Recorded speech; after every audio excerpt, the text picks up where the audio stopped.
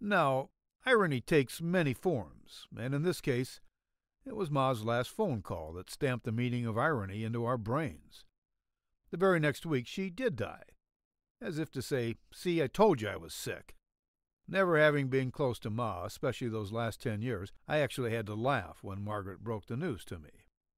"What are the odds?" I said, recalling the many times I'd been present when Mom cried wolf to Margaret. "Actually pretty good," Margaret explained. "I mean, it's like playing the lottery. You buy enough tickets, and sooner or later you're bound to win. In her case, she cried wolf so often that it eventually came to pass. Not so odd when you think about it." "I suppose," I said, "but what are you going to do about the $2,000 Judy owes the fund?" Margaret's face tensed up. "I don't know. I've tried everything I know how. But you can bet that when Dad dies, and there's money to divide up among the kids, Judy will be..." I looked around and noticed I was alone in this section of the store. And there, not 5 feet from me, was the chair where Lawrence Block himself had just sat minutes earlier. I knew I'd never get this opportunity again, so I sidestepped over to the other side of the table and sat down, feeling the vibes from my favorite author run up my spine. I grabbed the pen that had been left lying there and held it, as if I were the signer. I imagined that someday it would be just like this for me in my first book signing.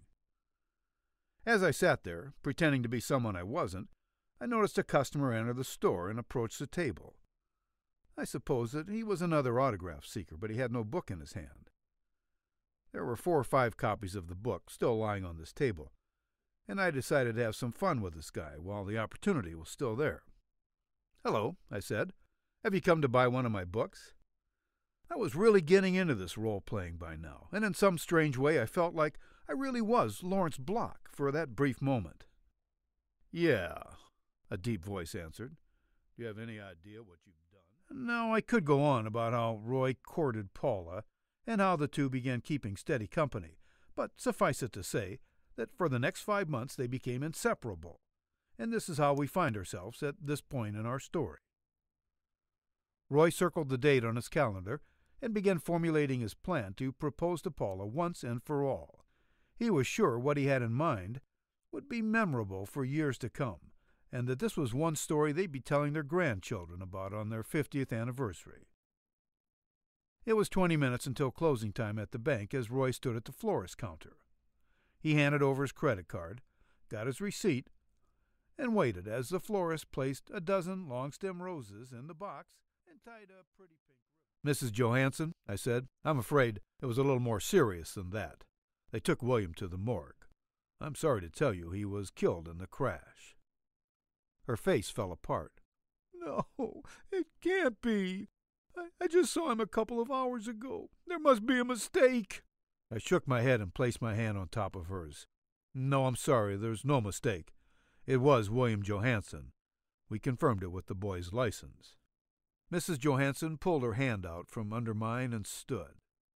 The blood had drained from her face, and she staggered backwards. One hand was held over her mouth, while the other hand was held out, fingers up, palm toward me, as if trying to push some imaginary object away. "No, no, no," she kept repeating. "Not my Billy." I rose from the couch and walked toward the woman.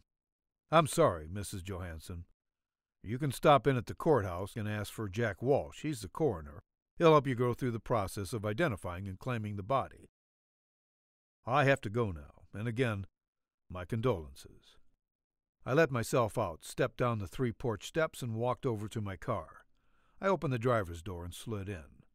My brother, Fred, was sitting on the passenger side and looked to me for a reaction.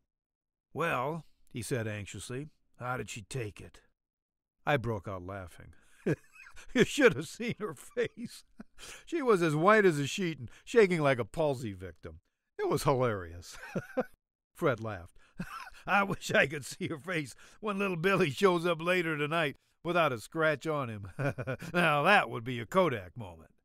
We laughed even harder when we got a mental picture of the mother's face at that moment.